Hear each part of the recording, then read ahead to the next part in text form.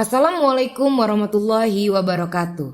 Saya Yurita Akiolaina, calon guru penggerak angkatan 10 dari SMA Yaspen Tugu Ibu, Kota Depok. Kali ini saya akan memaparkan aksi nyata modul 1.4 Budaya Positif. Di video ini juga saya akan berusaha menyebarkan pemahaman budaya positif kepada rekan guru di SMA Yaspen Tugu Ibu, Kota Depok.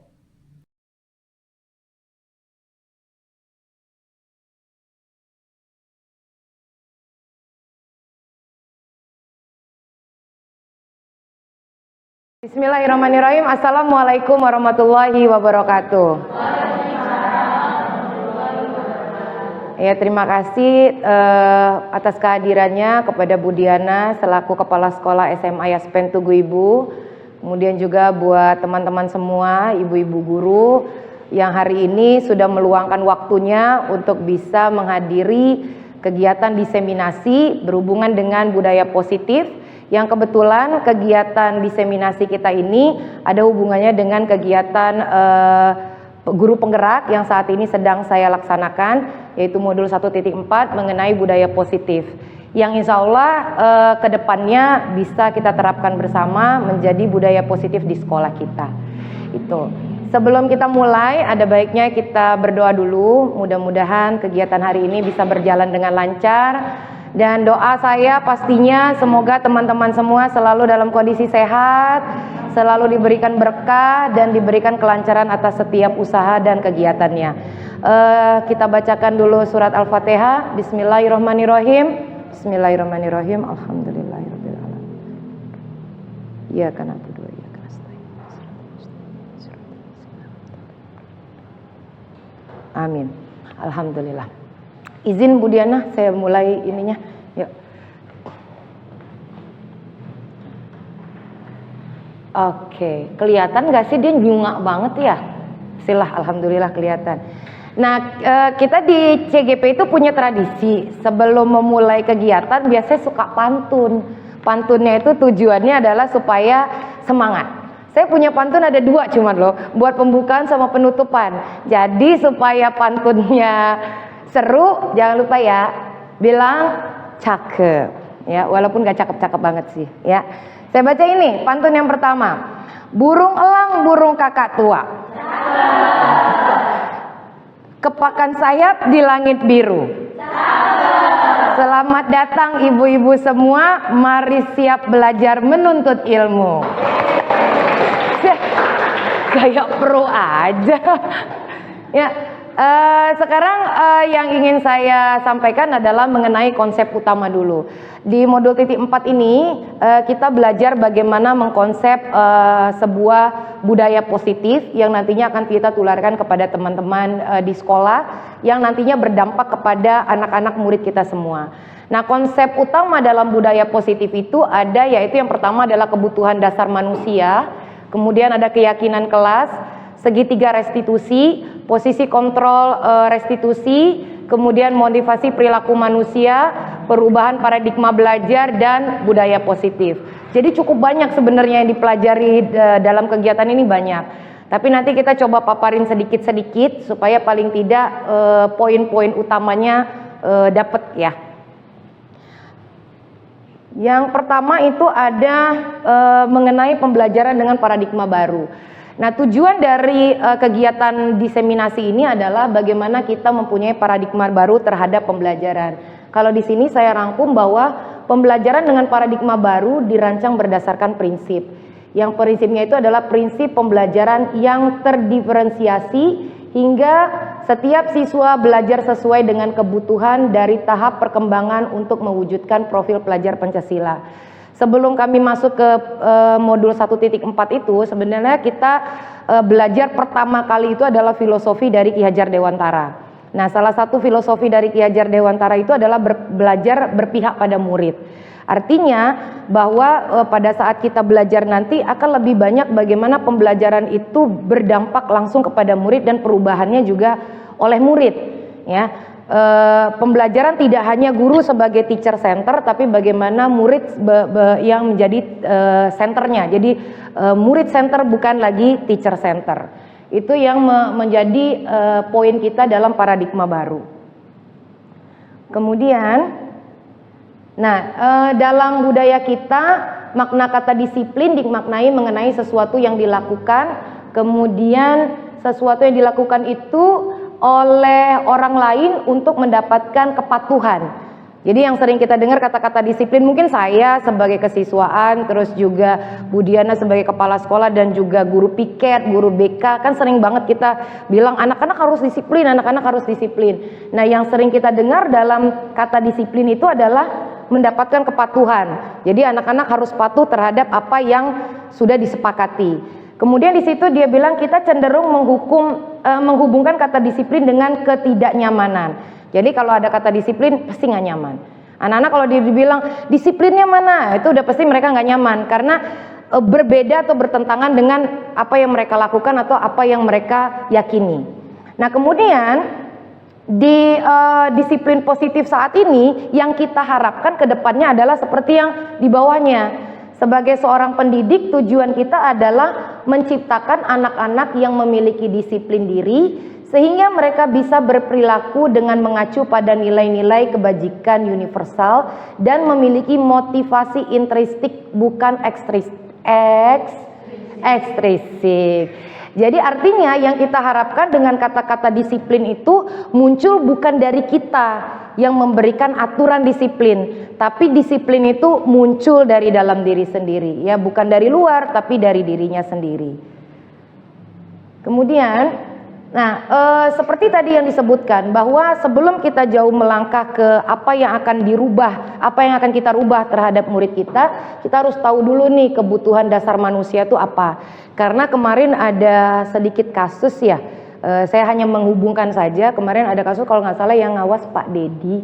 Nah, yang anak yang pengen buang air, tapi karena nih anak bolak-balik, akhirnya kan kita jadi kesel juga ngawas kok anak bolak-balik. Ternyata di situ ada kebutuhan dasar manusia yang perlu kita perhatikan supaya antara pengawas dan juga siswanya terjalin komunikasi yang baik. Kebutuhan dasar manusia itu diantaranya adalah bertahan hidup, kasih sayang dan rasa diterima, penguasaan, kebebasan dan kesenangan.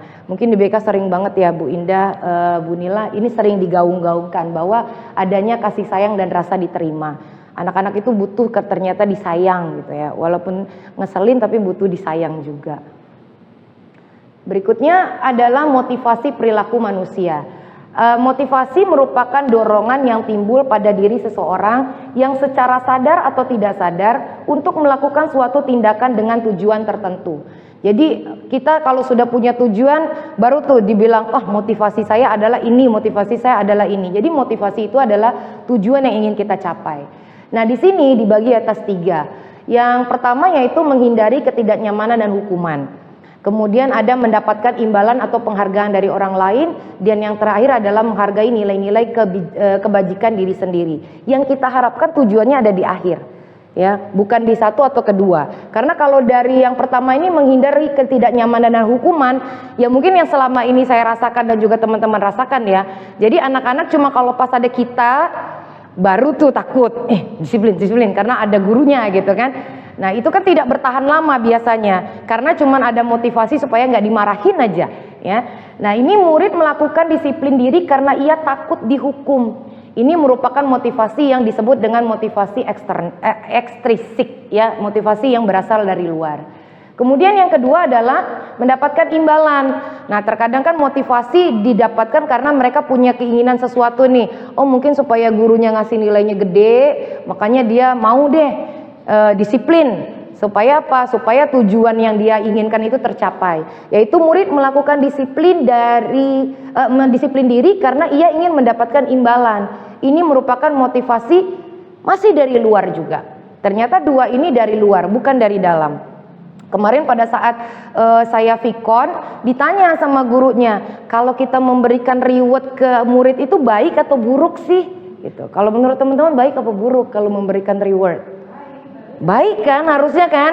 Jadi mereka berprestasi, kita kasih baik gitu kan. Tapi ternyata kalau di teori ini itu tidak baik 100%. Mungkin baik berapa persen tapi tidak baik 100%. Karena mereka akhirnya termotivasi untuk melakukan sebuah kebaikan karena ada imbalan. Kalau tidak ada imbalan, mereka nggak mau melakukan kegiatan baik. Jadi bentuknya adalah temporary, hanya sesaat. Nah, yang kita harapkan adalah yang di ujung, yaitu murid melakukan disiplin diri karena sadar akan nilai kebajikan dirinya. Ini merupakan motivasi yang intrinsik dari dalam. Jadi dia sadar bahwa dia harus pakai baju rapi itu karena merupakan salah satu peraturan. Dia harus belajar karena memang dia punya cita-cita yang tinggi. Dia punya karakter yang baik karena memang dia ingin memiliki karakter yang baik untuk masa depan. Jadi yang kita harapkan adalah di ujung. Kemudian berikutnya, konsep disiplin identitas gagal. Di sini disebutkan bahwa yang seperti saya bilang tadi, motivasi mendapatkan imbalan, apakah betul ataukah bagus atau tidak. Ternyata di sini ada dua pemecahan, yaitu hukuman dan penghargaan. Kan identik dengan hukuman pasti jelek, penghargaan pasti bagus.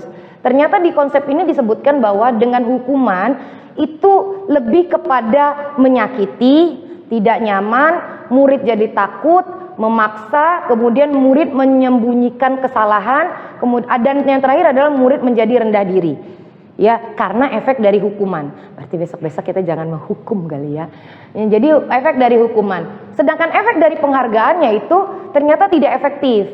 Kemudian merusak hubungan. Nanti akan ada sifat iri. Misalnya kita kasih reward terus sama yang ini karena dia baik misalnya. Tapi ternyata di balik itu baiknya dia punya maksud gitu loh kan. Akhirnya menimbulkan iri dari teman-teman lainnya. Kemudian berikutnya adalah mematikan kreativitas. Karena cuma demi dapat simpati dari gurunya, dia nggak berani melakukan hal lain di luar itu. Jadi kreativitasnya malah justrunya mati. Kemudian menghukum dengan sistem ranking. Nah itu yang mungkin insya Allah di kita dengan kurikulum yang baru, mungkin ranking agak diperhitungkan sedikit ya. Terkadang cuma gara-gara ranking 1, 2, 3 itu menjadikan orang jadi tinggi hati, jadi lupa diri gitu kan. Dan nanti berakibat dampaknya adalah karena dia udah merasa gue ranking 1, gue hebat, gue ini, dia malah terjerumus nanti ke masa yang akan datang. Kemudian yang terakhir adalah merampas hak menghargai dirinya sendiri. Harusnya kan dia bisa menghargai dirinya sendiri, bukan hanya karena dia pengen sesuatu atas penghargaan. Kemudian berikutnya adalah, nah ini yang disebut dengan konsep disiplin identitas sukses. Dibagi atas dua, yaitu konsekuensi dan restitusi. Jadi kami kemarin belajar adalah apa perbedaan antara hukuman dan konsekuensi. Ya, ternyata hukuman itu konotasinya negatif. Sedangkan konsekuensi konotasinya lebih positif. Karena kalau hukuman itu lebih berpusat kita pada subjeknya, orangnya. Ya, jadi yang kita hukum adalah orangnya. Tapi konsekuensi adalah lebih kepada apa yang dia lakukan. Jadi misalnya anak terlambat gitu kan. Tidak kita hukum, tapi kita berikan konsekuensi. Jadi bahasanya bukan hukuman tapi konsekuensi. Nah, konsekuensi itu biasanya hal yang kita berikan itu untuk membangun dirinya kembali. Ya, kemarin kita udah cukup bagus tuh memberikan bahwa hukumannya bukan misalnya tiang bendera kemudian hormat gitu kan. Satu itu bisa bikin dia malu, merasa dibully gitu ya. Kemudian juga panas kan gitu loh. Yang ada nanti dampaknya sakit. Tapi kalau konsekuensi misalnya, kalau kamu terlambat, maka yang harus kamu lakukan adalah menghafal ayat pendek misalnya. Artinya setelah dia melakukan itu, di balik konsekuensi atau di balik hukuman yang kita bilang tadi ada daya positifnya. Kan dia jadi punya hafalan gitu loh, punya kelebihan lagi. Jadi disebut dengan konsekuensi. Di konsekuensi di sini dampaknya adalah penguatan jangka pendek, perlu monitoring berkelanjutan, stimulus respon, murid menghormati peraturan dan kehilangan waktu untuk merenungi kesalahan. Ya karena waktunya pendek ya, jadi terkadang mereka memang untuk merenungi kesalahannya tuh rendah. Waktu kita kasih ayo hafalan, mereka fokusnya ke hafalan, mereka tidak sadar bahwa yang mereka lakukan itu sebenarnya salah. Nah, yang paling tepat itu adalah di restitusi. Restitusi itu dampaknya adalah murid akan bertanggung jawab untuk perilakunya. Kemudian fokus pada pemecahan masalah jangka panjang, murid menghormati dirinya dan orang lain, timbul yang namanya teori kontrol, dan murid bersemangat memperbaiki kesalahan. Nanti kita akan sampai ke restitusi, karena restitusi itu nanti bentuknya ada segitiga. Jadi sebelum kita melakukan restitusi ada awalan dulu yang kita perlu lakukan. Nah, tapi dampaknya di sini adalah murid tidak tersakiti. Walaupun dia tahu dia salah, tapi dia tidak tersakiti. Bahkan akan timbul kesadaran bahwa oh iya ya, saya salah dan saya berjanji akan memperbaiki. Itu yang diharapkan dari restitusi. Ini konsep disiplin pendekatan restitusi. Restitusi sendiri adalah proses menciptakan kondisi bagi murid untuk memperbaiki kesalahan mereka, sehingga mereka bisa kembali pada kelompok mereka dengan karakter yang lebih kuat. Ya, ini berdasarkan teori dari Goseni pada bukunya di tahun 2004. Nah, ciri-cirinya itu, ya saya jelasin aja, nggak usah dibaca kali ya. Bukan menebus kesalahan, namun belajar dari kesalahan, memperbaiki hubungan, tawaran bukan paksaan. Kemarin saya nyontohin kita bikin studi kasus, dia tidak bawa buku PR, kemudian yang kita tanyakan kalimatnya mungkin kalau Bu Indah sama Bu ini kemarin ada di sebelah, yang saya tanyakan, jadi bagaimana menurut kamu, apa yang bisa kamu lakukan untuk memperbaiki kesalahanmu? Jadi hukuman yang kita berikan bukan dari kita, tapi dari kesadaran dia, gimana kalau saya tulis ulang mem? Nah, berarti kan hukuman itu bukan kita yang tulis ulang ya, tapi dia menyadari bagaimana kalau saya tulis ulang. Nah, yang diharapkan seperti itu. Kemudian mencari kebutuhan dasar yang mendasari tindakan, fokus pada karakter bukan tindakannya, dan kemudian menguatkan dan fokus pada solusi. Banyak loh ini. Nah, ini perbedaannya. Hukuman, konsekuensi, dan restitusi. Dari yang tadi yang sudah dibahas, ini salah satu bagian dari perbedaan antara hukuman, konsekuensi, dan restitusi. Contoh kasusnya adalah siswa sering tidak mengerjakan PR. Kalau hukuman kan guru menghukum siswa tersebut hormat bendera 10 menit, atau guru marah dan murid menjadi takut. Kalau nggak bikin PR, ayo coba berdiri di luar, gitu kan. Sering gitu ya. Mungkin teman-teman yang lain apa kalau misalnya menghukum, seperti apa kalau menghukum? Menghukum nih ya. Tapi akhir-akhir ini lebih ke restitusi sih, memang. Alhamdulillah. Lebih menanyakan kesepakatan antara guru dan siswa. Kesalahan kamu ini seperti apa, harusnya seperti apa, agar memperbaikinya. Iya. Alhamdulillah kalau kayak gitu ya. Jadi memang harapan kita nanti besok di sekolah kita tidak ada lagi yang gampang-gampang menghukum ya. Karena terkadang kita nggak tahu apa yang ada di balik kejadian tersebut. Kalau konsekuensi seperti ini, guru memberikan konsekuensi untuk mengerjakan PR-nya saat istirahat atau dikerjakan sebanyak 3 kali lipat. Itu juga pernah terjadi. Yang dampaknya adalah pas jam istirahat dia jadi nggak istirahat deh. Karena apa? Yaitu konsekuensinya harus nulis, atau dia nulis 3 kali lipat. PR-nya sosiologi yang banyak teorinya, kemudian dia harus nulis 3 kali lipat. Capek dong kalau gitu ya. Kemudian konsekuensi juga guru tegas dan siswa menghormati, patuh tapi hanya sesaat. Nah, yang terakhir yaitu guru menanyakan keyakinan kelas dirinya dan membantu siswa menyelesaikan masalahnya. Jadi menanyakan ke mereka, sadar nggak kalau ini sebuah kesalahan? Kira-kira menurut kamu apa yang bisa kamu lakukan untuk memperbaiki? Dan kita juga harus menghormati keputusan dari anak tersebut gitu. Guru terbuka dan siswa menghormati dirinya dan orang lain. Jadi terbangun komunikasi antara guru dan murid. Nah, ini 5 posisi kontrol restitusi. Semua ini pernah terjadi di setiap sekolah. Tapi harapannya Bu Diana dan teman-teman, kita semua ada pada posisi manajer. Ya, kita akan melupakan posisi kita sebagai penghukum, kemudian posisi-posisi lainnya, tapi kita akan masuk kepada posisi manajer. Posisi teman salah nggak sih sebenarnya? Enggak. Tapi anak jadi manja. Posisi teman. Jadi sedikit-sedikit, Bu Nila, aku gini nih, Bu Nila, aku begini. Jadi dia nggak punya kemandirian karena dia merasa bahwa setiap kali dia ngomong pasti peluk. Setiap dari ngomong pasti diayomin gitu kan. Yang ada dampak, iya disayang-sayang gitu ya. Yang ada dampak kemandiriannya nggak dapet. Ya, itu kalau posisi teman. Kemudian posisi penghukum, udah pasti tadi. Anak jadi nggak mau nurut, anak jadinya sakit hati, marah dan sebagainya. Atau pembuat rasa bersalah. Ini sering loh sebenarnya kita lakukan. Coba kamu kayak begini, apa perasaan orang tuamu? Sakit nggak orang tua kamu udah kerja dari pagi sampai sore demi kamu, demi itu. Kayaknya waktu itu kita kasusnya yang 10/8 siapa? Michael, sampai udah nyentuh ke hati-hati. Ada efeknya nggak? Ada dampaknya nggak? Ada, cuman nggak bertahan lama. Udah tuh dia balik lagi kayak gitu lagi. Karena dengan buat rasa bersalah itu, dia jadi merasa kayak gue nih orang paling kejam loh. Saya ini orang paling kejam. Gara-gara saya berbuat ini, orang tua saya nih dibawa-bawa nih. Orang tua saya yang jadi kena nih. Padahal gara-gara saya. Jadi sebenarnya membuat rasa bersalah itu nggak bagus juga. Ya, karena apa? Karena anak akan makin terjerumus katanya dengan rasa bersalahnya dia. Kemudian pemantau. Ini pemantau, dia selalu mencatat semua kejadian yang terjadi, tapi nggak pernah action. Jadi udah terlambat berapa kali? 10 kali catet. Kamu udah terlambat 10 kali ya? Udah cuma gitu doang. Tapi actionnya nggak ada. Jadi dia kerjanya cuma mantau doang. Nih ibu perhatiin kamu udah 4 kali ya nggak bikin PR ya. Ibu gini ya. Jadi dia tugasnya hanya mantau doang. Tapi actionnya nggak ada.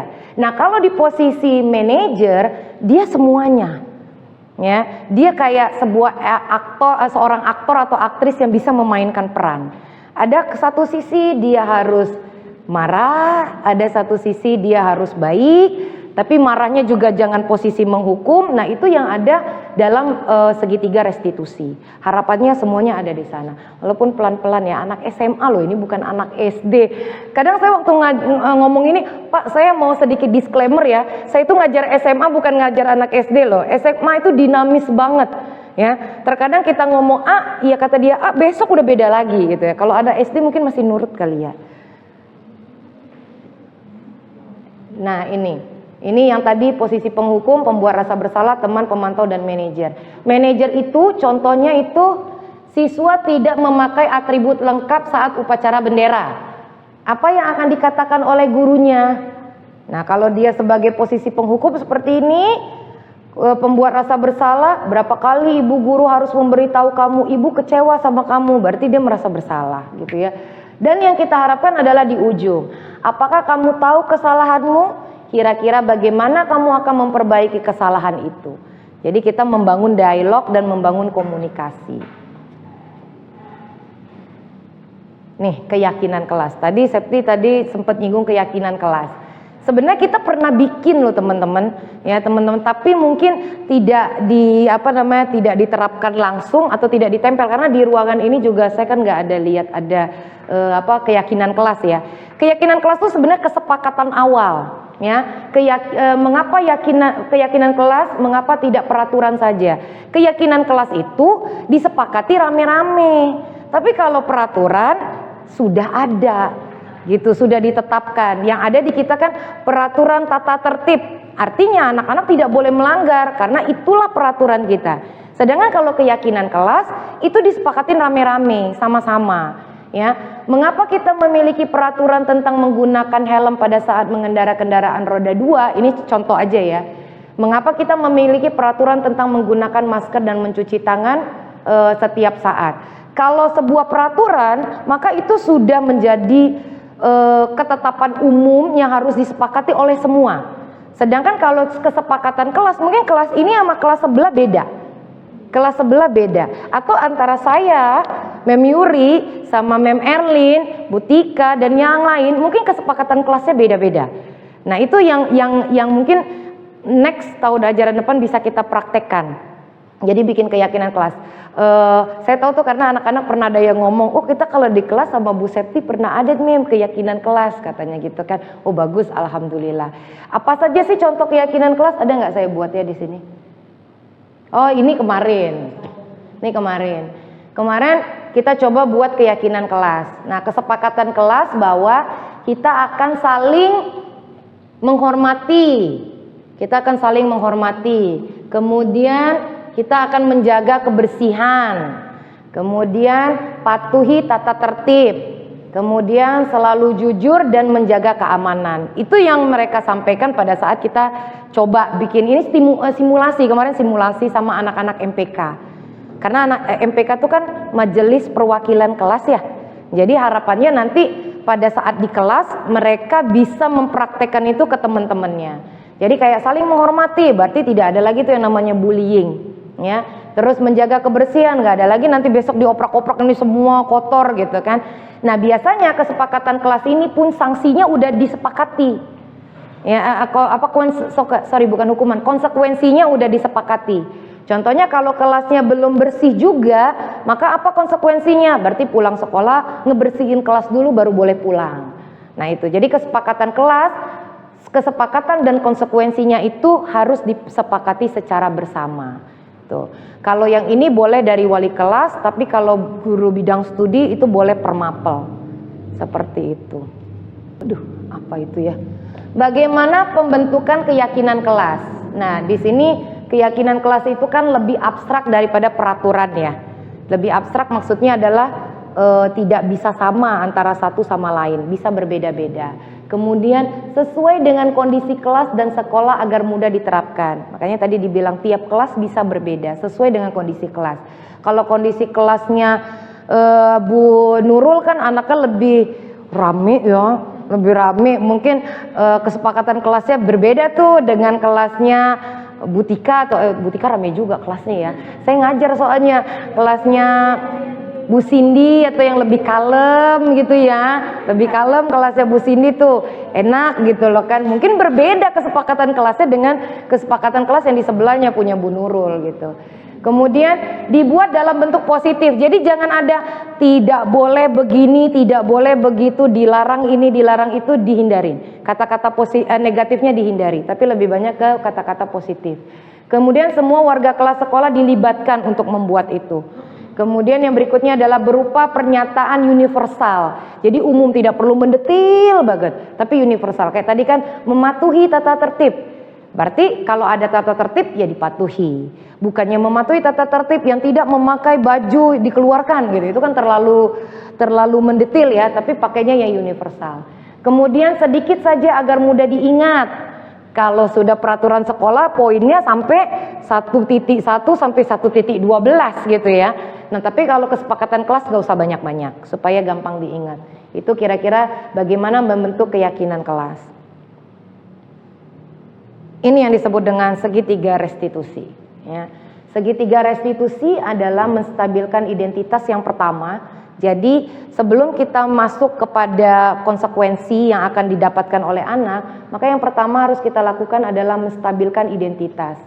Di sini disebutkan kita semua akan melakukan hal terbaik yang bisa kita lakukan. Kalau di awal ini menstabilkan identitas, biasa kita nanya dulu, kamu kenapa? Ada apa? Kalau kasus yang kemarin dia nggak bawa PR, terus dianya sedih, nangis. Nah yang kita lakukan pertama kali nanya kamu kenapa? Ada apa? Dan di situ nanti dia akan cerita. Nah di posisi dia bercerita itu masuk dalam menstabilkan identitas. Kemudian yang kedua adalah validasi tindakan yang salah. Nah, kenapa kamu nangis? Oh, saya nggak bawa buku PR saya, Bu, gitu loh kan. Nah, menurut kamu tindakan ini betul nggak kalau nggak bawa PR? Kan sudah ada jadwalnya. Kenapa bisa sampai tinggal? Kalau kemarin studi kasus yang kemarin dia nonton drakor sampai malam, kemudian pagi-paginya buru-buru sehingga jadwal pelajarannya salah. Harusnya pelajaran hari Senin dia bawanya hari Selasa. Ya kan? Berarti yang kita harus lihat adalah validasi tindakan salah. Kira-kira nonton drakor sampai malam bener nggak sih? Gitu. Ya itu jadi masuk ke dalam validasi tindakan yang salah. Kemudian yang terakhir baru menanyakan keyakinan. Nah, menanyakan keyakinan ini baru memberikan statement kira-kira dengan tindakan kamu ini apa yang bisa kamu lakukan untuk memperbaikinya. Gitu. Apa yang dapat kamu buat supaya kamu tidak melakukan kesalahan lagi. Jadi cukup 3 itu menanyakan dulu, menstabilkan identitas, kemudian validasi tindakan yang salah, dan ketiga adalah menanyakan keyakinan.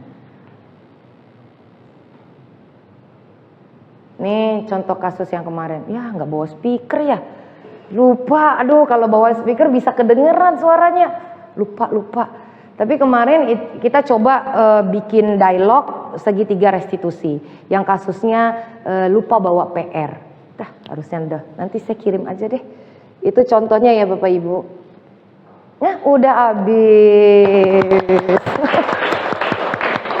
Udah, intinya adalah bahwa bagaimana kita berubah dari paradigma kita yang lama ke paradigma kita yang baru, bagaimana kita semua bisa menegakkan yang namanya disiplin positif supaya ya anak-anak nyaman, kita juga nyaman ya.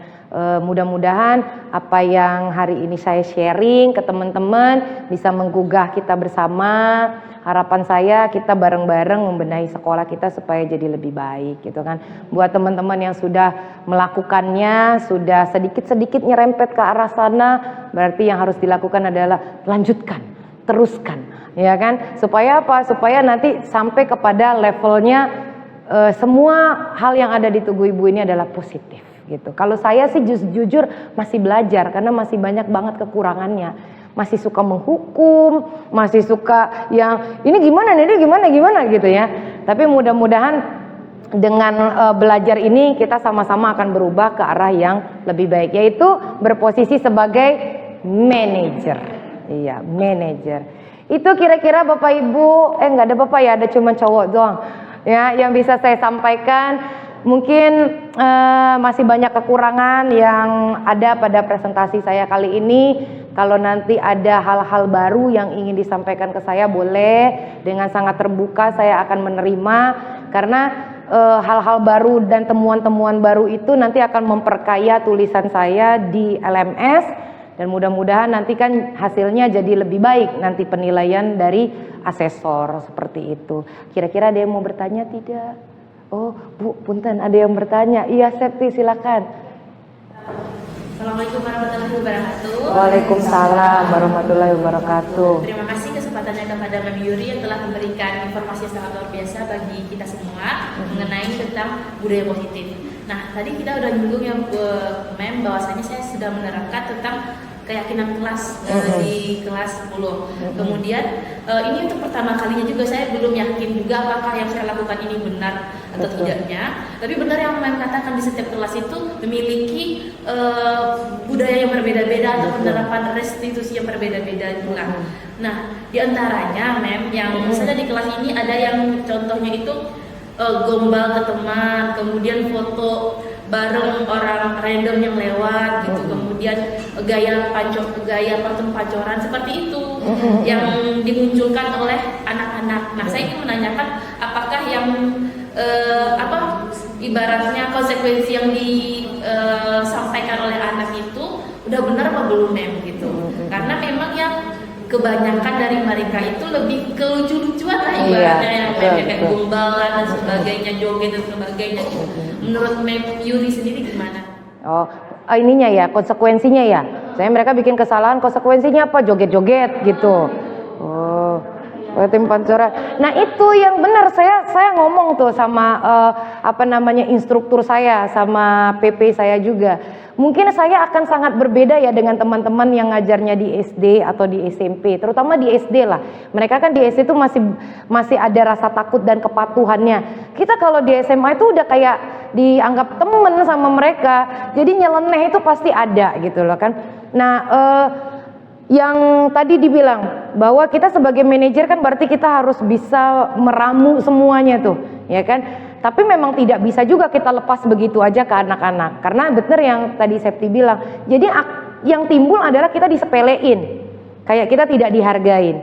Mungkin tetap kalau pendapat dari saya pribadi ya, mungkin tetap kita harus punya rule. Harus punya batasan. Tidak bisa semua diumbar seperti itu aja. Nah, batasan-batasan itu memang kita yang buat. Jadi kalau begitu kita kayak orang nyalain keran lah. Begitu keran dibuka dia mulai bleber, berarti kita mulai cari cara nih gimana bendungnya supaya dia balik lagi. Kemudian kalau misalnya anak-anak udah mulai kelewatan batas nih, kita mulai arahin lagi ke arah yang baik lagi, balik lagi ke relnya. Nah, pemahaman-pemahaman itu sih yang sebenarnya penting. Contohnya, yang namanya konsekuensi itu tujuannya adalah supaya kalian punya pengetahuan baru lagi.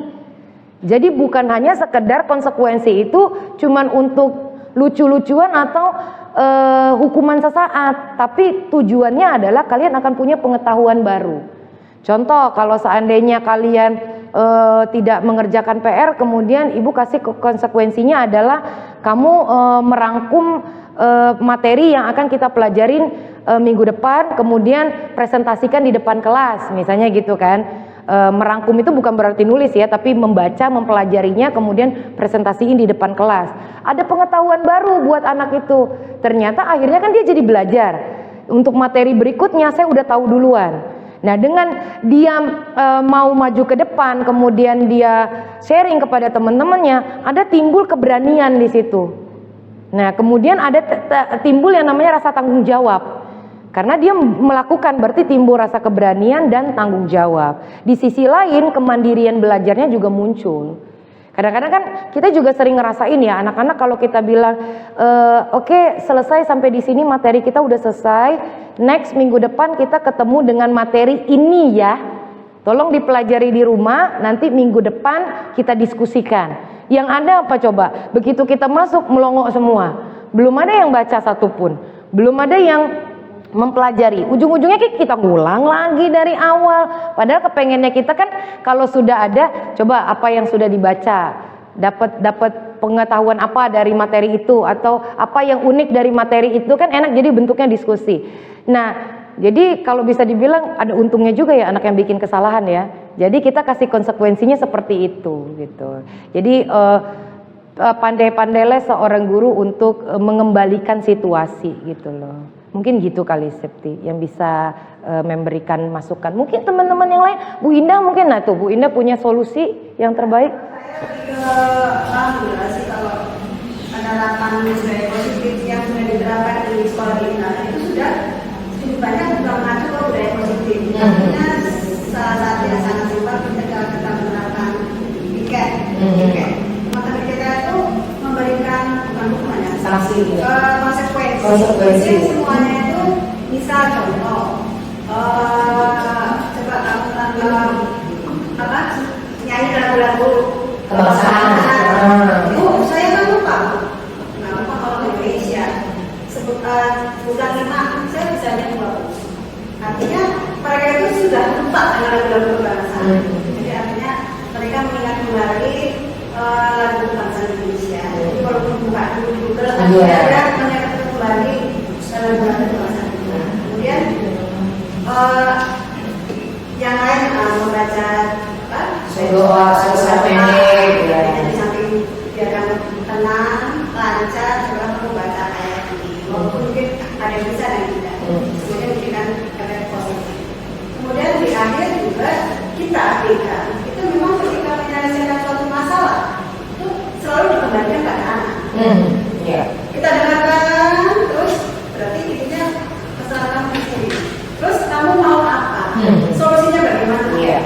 Jadi akhirnya kalau anak sudah melakukan semua bentuknya, akhirnya terus tenang kan? Dia bisa menyelesaikan persoalan sendiri. Bukan kita yang menyelesaikan, jadi kita hanya sebagai tenaga fasilitator.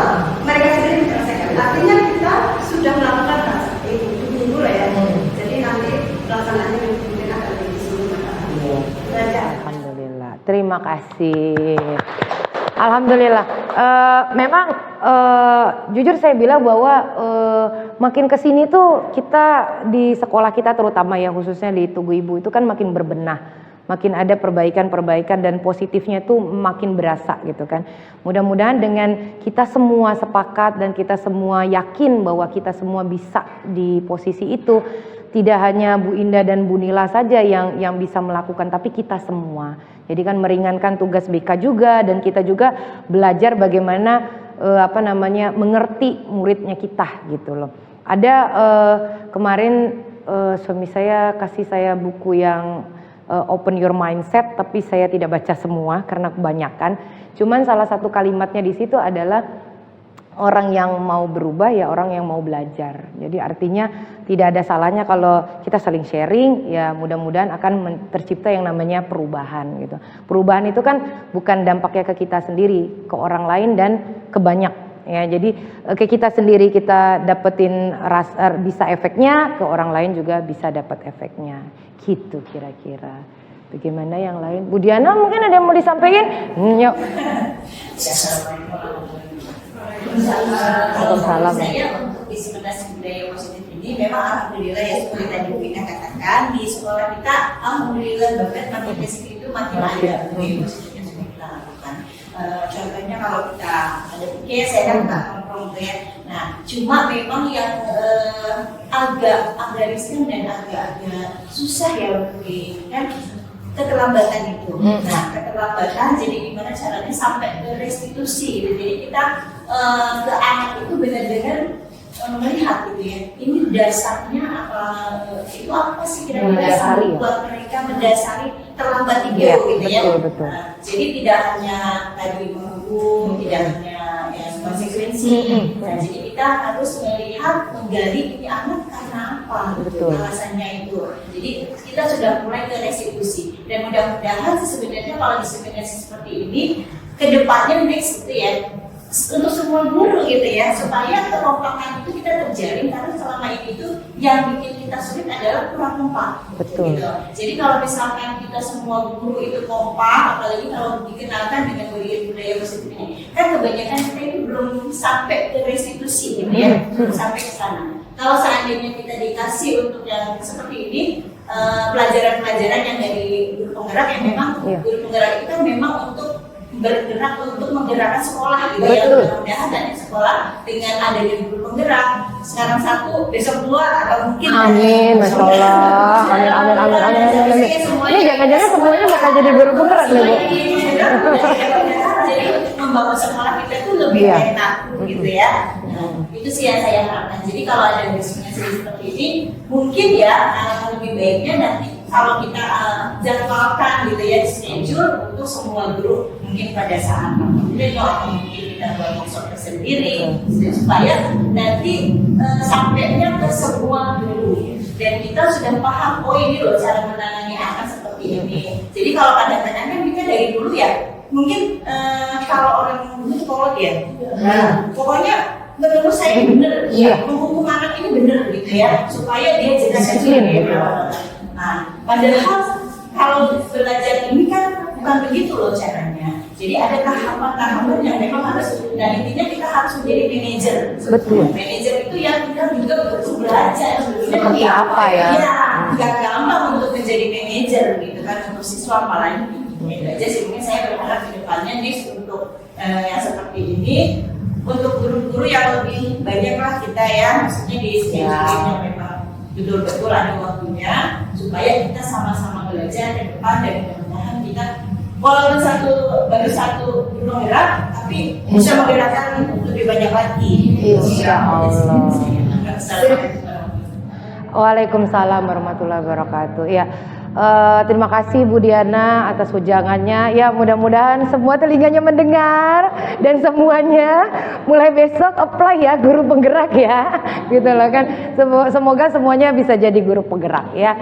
Amin. Karena memang seperti yang tadi Bu Diana sampaikan memang benar, kita kan belajar lagi ya.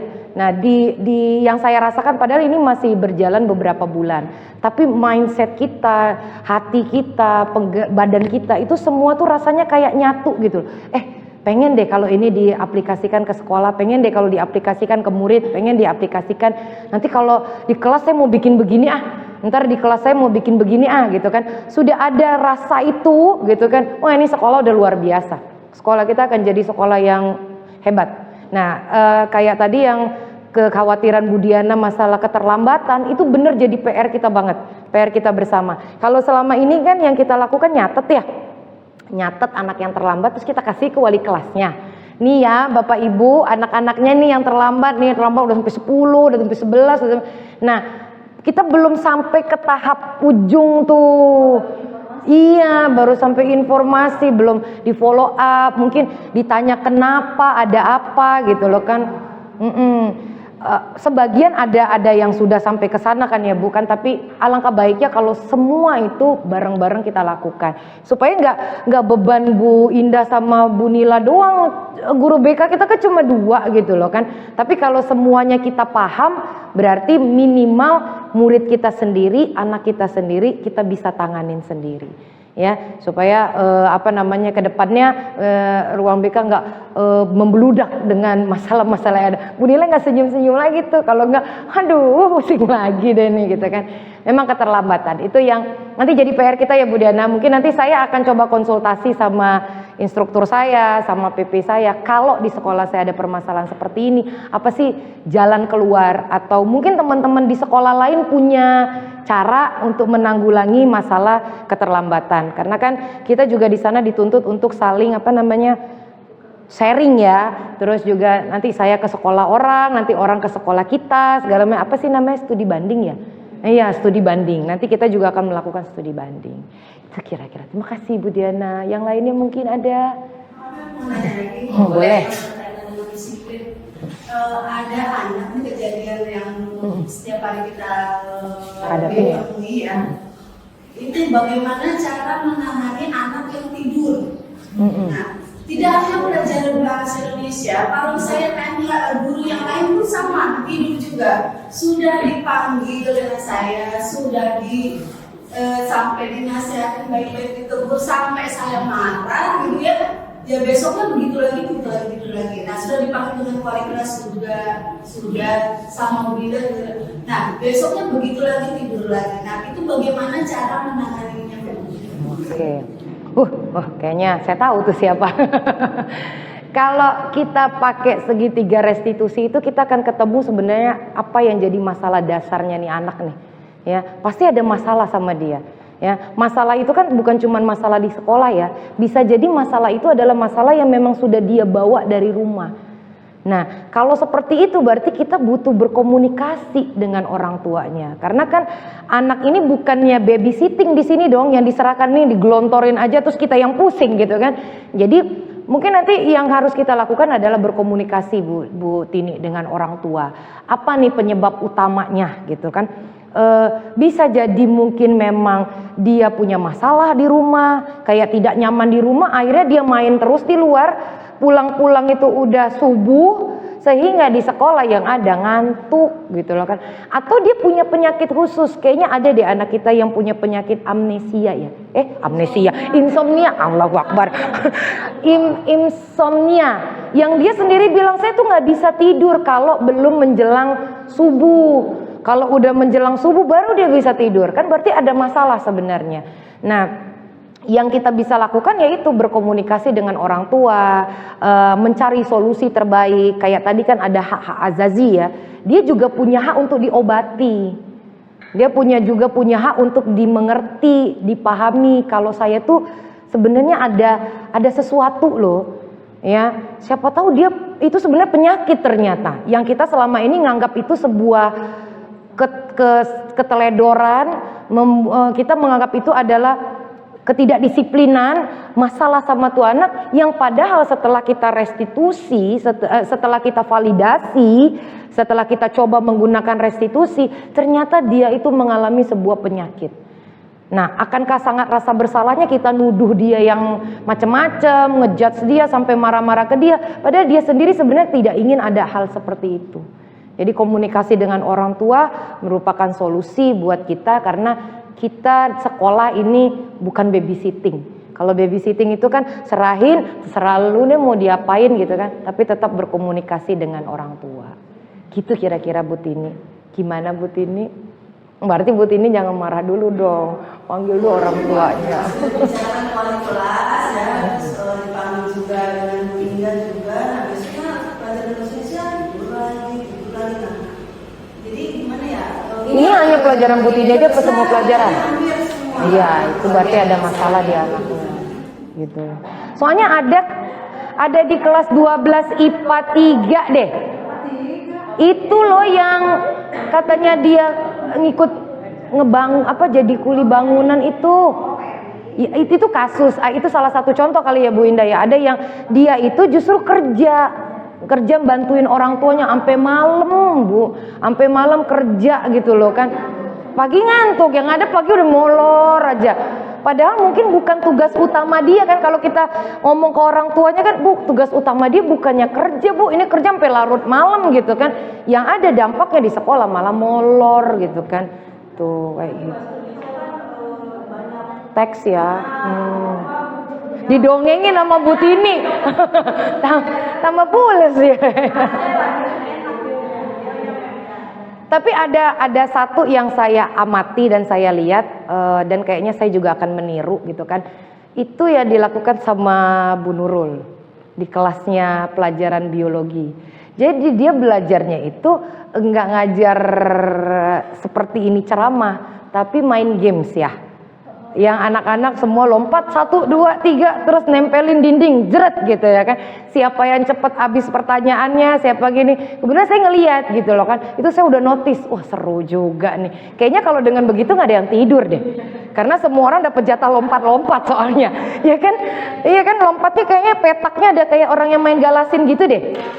Tahu telapak kaki kan. Jadi dia nggak bakalan tidur Bu Tini karena dia pasti harus lompat. Masa ya dia lompat sambil tidur?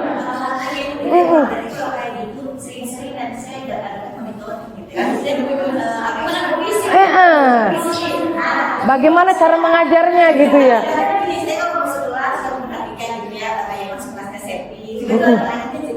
Iya. Justru kalau udah selesai, udah selesai. Iya. Nah, jadi mungkin ya salah satu positifnya kalau supervisi, jadi guru mencari gitu ya. Oh kira-kira ini bagaimana cara mengajar supaya siswanya itu nggak tidur, nggak bosen. Bener. Positifnya ya. Tuh.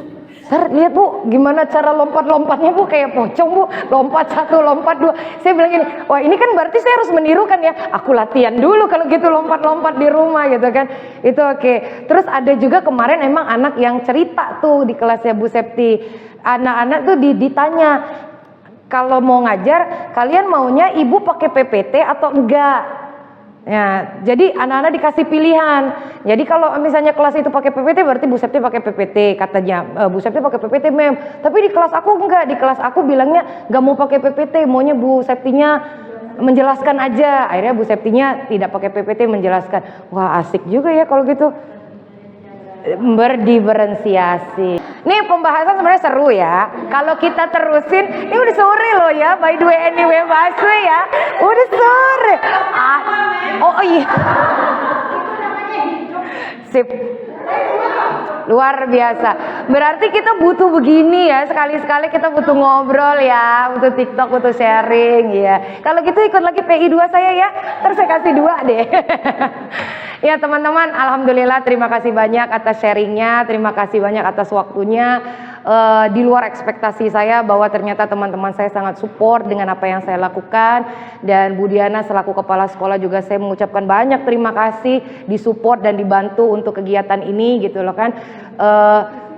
Kekuatan paling besar, semangat loh ya, semangat paling besar kita itu adalah disupport dari orang-orang sekitar. Jujur kalau saya bisa bilang nih, udah hampir 3 minggu ini imun saya berantakan. Imun berantakan, semuanya nggak karu-karuan, ini badannya rasanya nggak karu-karuan gitu loh kan. Tapi ngelihat semangatnya teman-teman, ngelihat support dari kepala sekolah, support dari yang lain, saya tuh sempat berpikir gini, kenapa saya harus mundur gitu loh, kenapa saya harus enggak, toh orang lain juga support gitu loh kan. Jadi ya lupakan dulu sakitnya sebentar, nanti pulang makan obat, udah gitu aja ya. Terima kasih banyak teman-teman, mudah-mudahan semuanya sehat. Kalau tadi ada pantun membuka, sekarang pantun penutup. Biar seru dong gitu. Tapi nyontek ya, soalnya saya bukan ahli pantun. Ini Bu Tini harusnya, Bu Tini, Bu Tika ini. Nanti yang berikutnya baca puisi ya Bu. Ya, pantun dari saya untuk terakhir. Pergi ke Irian lihat cendrawasih, ke Telaga Sarangan lihat ikan-ikan. Cukup sekian dan terima kasih. Segala kekurangan mohon dimaafkan. Ini anak saya ntar ketawa sampai rumah dia saya diketawain. Sejak kapan Bunda bisa-bisanya pakai pantun katanya. Oke, terima kasih banyak. Mohon maaf saya tidak bisa berikan yang lebih daripada ini untuk saat ini. Insya Allah kedepannya ada perbaikan. Wassalamualaikum warahmatullahi wabarakatuh. Ih, sampai berbelit. Makasih ya teman-teman.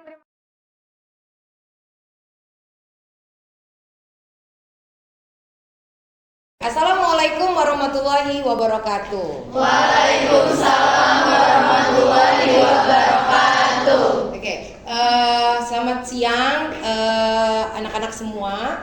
Hari ini kita berkumpul bersama sebelum kita masuk ke sesi pembelajaran kita minggu besok dan seterusnya. Di awal sekolah ini kita pengen bikin yang namanya kesepakatan kelas. Tujuannya kesepakatan kelas, ada yang tahu tujuan kesepakatan kelas?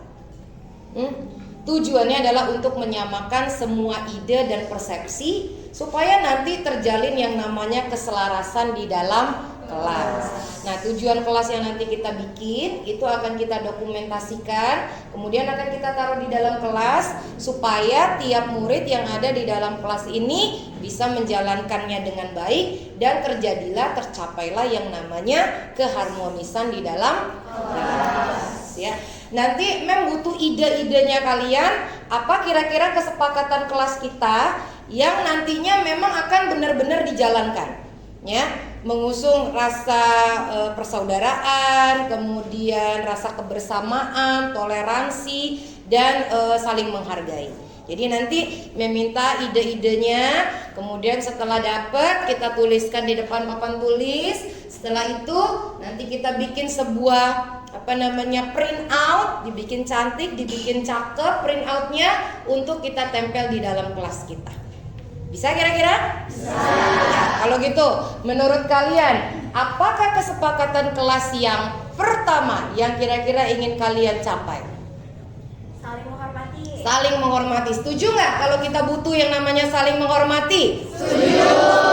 Tuliskan coba. Yang pertama adalah apa tadi? Saling menghormati. Jadi setiap kita harus punya rasa saling menghormati. Tidak ada namanya bullying, tidak ada namanya saling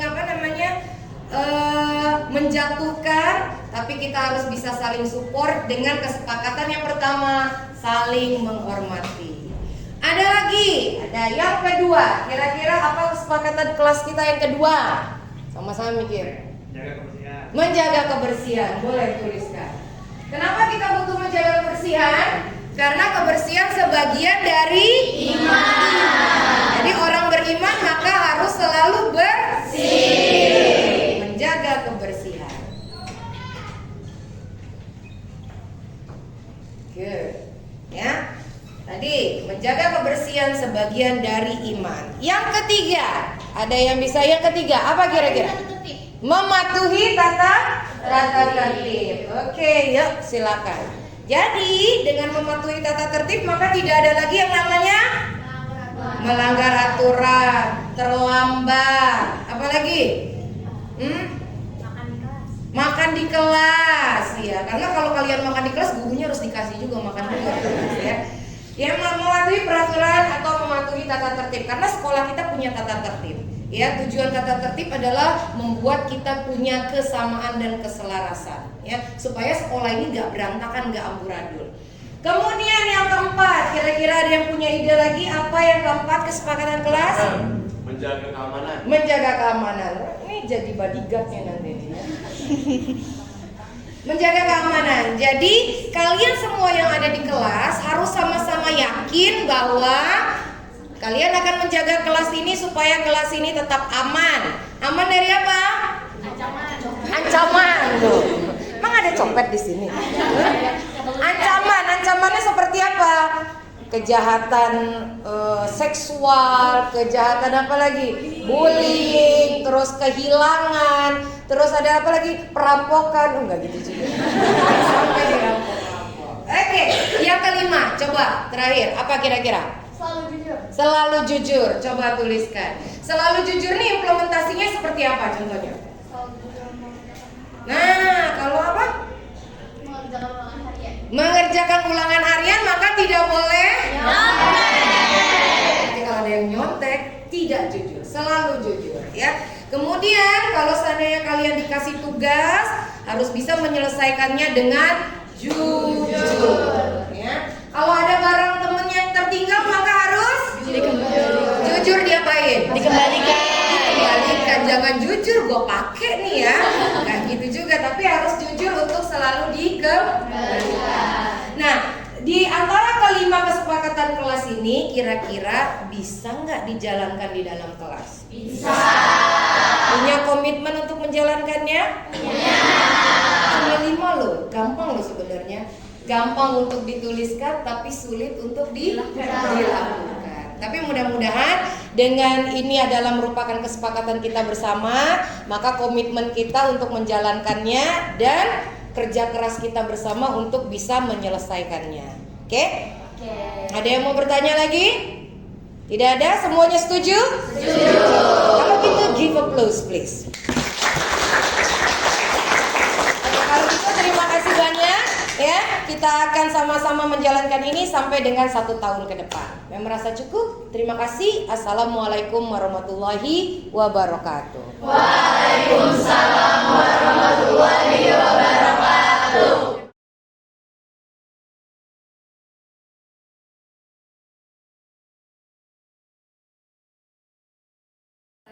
Bagaimana perasaan kalian saat membuat keyakinan kelas kemarin?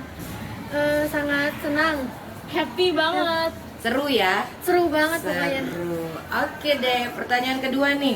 Apakah menurut kalian membuat keyakinan kelas itu penting untuk dilakukan? Menurut saya sih penting banget ya.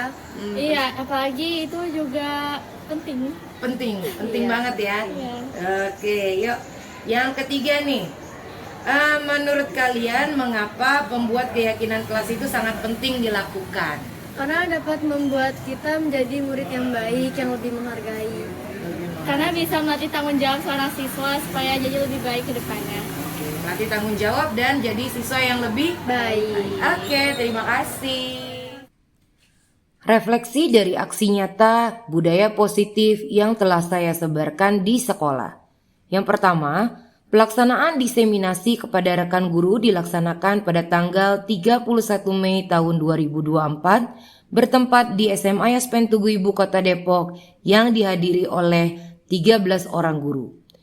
Pembuatan keyakinan kelas dilaksanakan bersama dengan siswa-siswi kelas 10-6 dan respon siswa sangat antusias dalam membuat keyakinan kelas ini.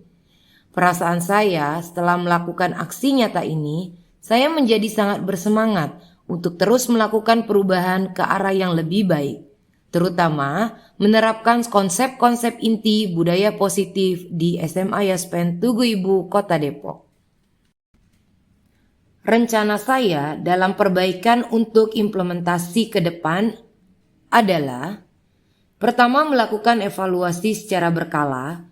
Kedua, terus meningkatkan koordinasi dengan semua pihak di lingkungan sekolah. Ketiga, meminimalisir kekurangan yang ada. Dan yang keempat, selalu menganalisis kebermanfaatan hasil dari diseminasi tersebut terhadap murid dan lingkungan sekolah. Sekian dari saya, semoga menginspirasi. Terima kasih. Salam guru penggerak.